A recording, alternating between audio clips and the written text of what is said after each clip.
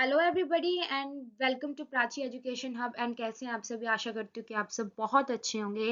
And guys and today जो है demand थी कि आज कंज्यूमर प्रोटेक्शन एक्ट 2019 के ऊपर वीडियो बनाई जाए। टोट्स अभी अभी नहीं पढ़ना है, तो आज मैं कंज्यूमर प्रोटेक्शन एक्ट 2019 जो आपका बेयर एक्ट है उसके ऊपर जो सब्जेक्ट है आज उस पर हम वीडियो बनाएंगे। एंड आई होप कि आपको प्रीवियस वीडियो जो शॉर्ट्स है वो अच्छे लगे होंगे। प्लीज़ आप अपना प्यार ऐसे दिखाते रहिए और ज़्यादा से ज़्यादा इस वीडियो को शेयर कीजिए और चैनल को सब्सक्राइब करना मत भूलिएगा। And stay tune for the end. So अभी हमें पढ़ना है कि कंज्यूमर प्रोटेक्शन एक्ट होता क्या है, हमें ये पढ़ना है, ठीक है। कंज्यूमर प्रोटेक्शन एक्ट होता क्या है? देखो, an act to provide for the protection of the interest of consumers, मतलब कि एक ऐसा एक्ट जो कि किसकी प्रोटेक्शन के लिए बनाया जा रहा है? कंज्यूमर के इंटरेस्ट के प्रोटेक्शन के लिए बनाया जा रहा है। मतलब कि बेसिकली यहाँ पर जो कंज्यूमर है उसके इंटरेस्ट के लिए इस एक्ट को बनाया गया है। To establish authority for timely and effective administration and settlement of consumer disputes. यहाँ पर क्या बोला इन्होंने कि कुछ ऐसी अथॉरिटीज, मतलब कि कुछ जो आपको पता है जो कंज्यूमर्स डिस्प्यूट्स होते हैं उनके लिए कुछ अलग कोर्ट्स होती है, तो वही ये अथॉरिटीज की बात कर रहे हैं कि कुछ अलग से अथॉरिटीज जो कि टाइमली क्या कर पाए, टाइमली इफेक्टिव एडमिनिस्ट्रेशन कर पाए, यानी कि टाइमली अगर कोई भी डिस्प्यूट अराइज होता है कंज्यूमर्स के बीच में तो उसको टाइमली सॉल्व किया जाए, ठीक है। The consumer protection act 2019 was introduced to replace the Consumer Protection Act 1986। पहले जो कंज्यूमर प्रोटेक्शन एक्ट था वो 1986 था, बट उसमें कुछ अमेंडमेंट हुए। अमेंडमेंट के बाद 2019 जो है उसमें कंज्यूमर प्रोटेक्शन एक्ट को एक नए तरीके से लाया गया। पहले हमारे पास 1986 था और अब क्या है 2019। आप कुछ आपको ना मैं बाद में डिफरेंसेस भी बताऊंगी कि 2019 और 1986 जो कंज्यूमर प्रोटेक्शन एक्ट है उन दोनों में आपस में क्या डिफरेंस है, क्योंकि कई बार ये क्वेश्चन एग्जाम में आता है। देखो, जो बिल है received from the assent of president Ramnath Kovind on 9th of August and was notified in the gazette of India on the same of the date.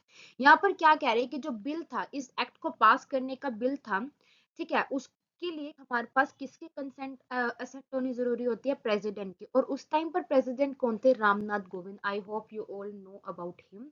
अभी जो फिलहाल में है वो है हमारे पास द्रौपदी मुर्मू, ठीक है। 9th ऑफ अगस्त को जो प्रेसिडेंट थे रामनाथ कोविंद, उन्होंने एसेंट दी थी अपनी इस बिल को पास करने के लिए।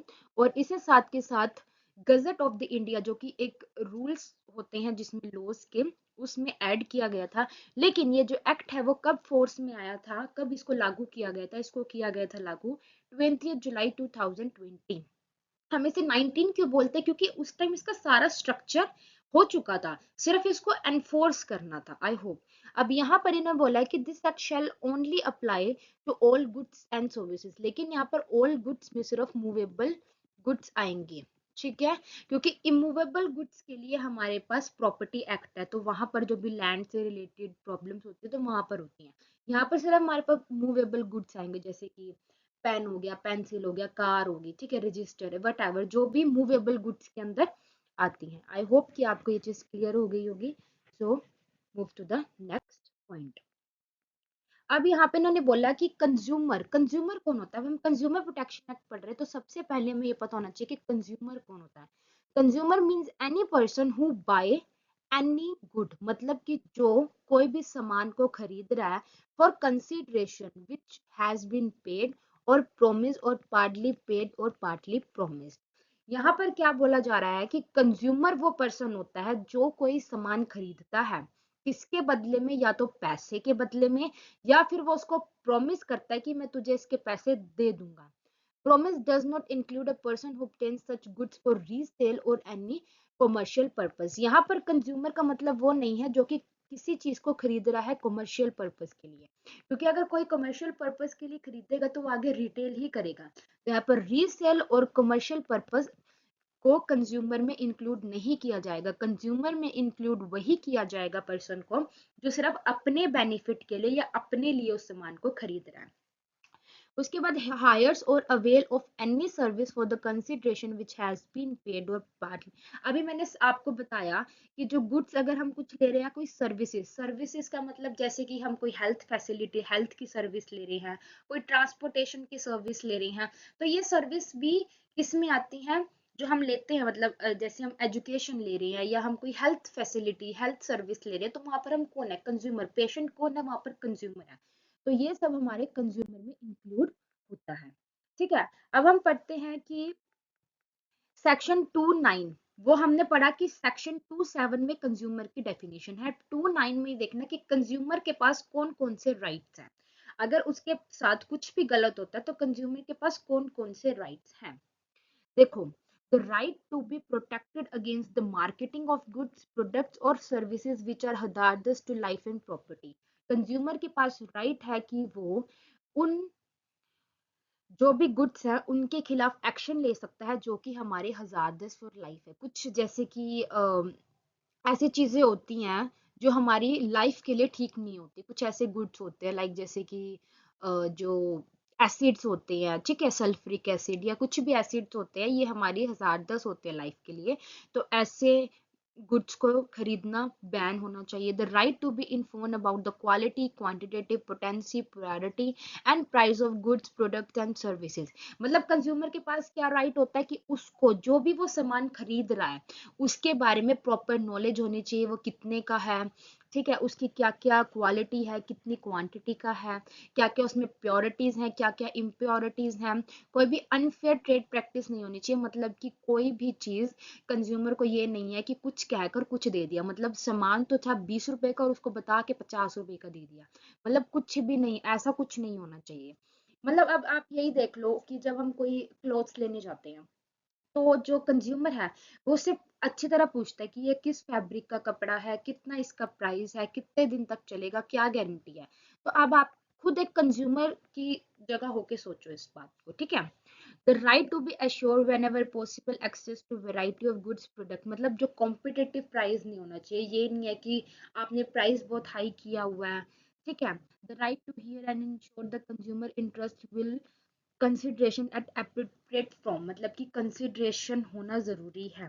The right to seek redressal against, हाँ सबसे जरूरी, कंज्यूमर के पास ये राइट है कि अगर उसके साथ अनफेयर प्रैक्टिस हो रही है या रिस्ट्रिक्टिव ट्रेड हो रहा है तो वह कंज्यूमर कोर्ट्स में जा सकता है, और कंज्यूमर के पास राइट है कि उसको प्रॉपर तरीके से अवेयर किया जाए। ये किस किस के राइट्स हैं, कंज्यूमर के।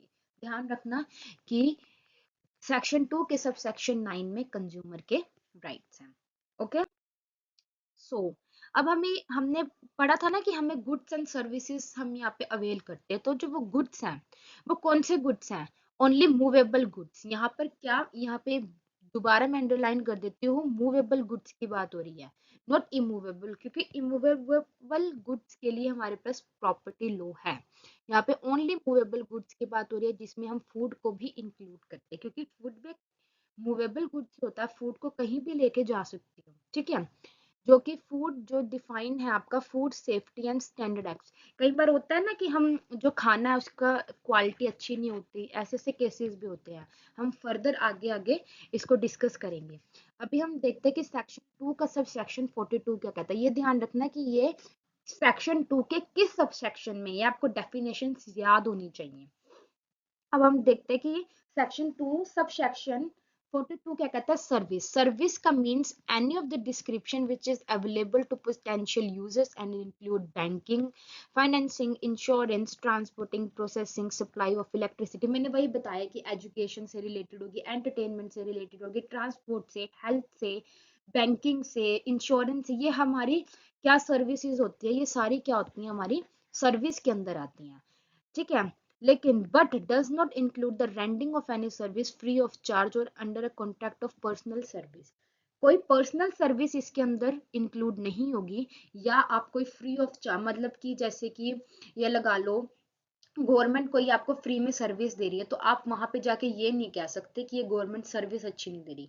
क्यों? क्योंकि वहां पर आपके पैसे नहीं लग रहे, आप वहां पर उस चीज को वो नहीं बोल सकते कि मेरे पैसे लगे हुए। जहां पर आपके पैसे लग रहे हैं वहां आप सर्विस के लिए कोर्ट के रिड्रेसल जो एजेंसीज है उनको जाके कंप्लेन कर सकते हो, लेकिन जहाँ पे आप free of cost services avail कर रहे हो वहां आप सर्विसेज की कंप्लेंट नहीं कर सकते। सो आज का लेक्चर यही था। आई होप कि आप सबको लेक्चर अच्छा लगे। So thanks for watching and शुक्रिया।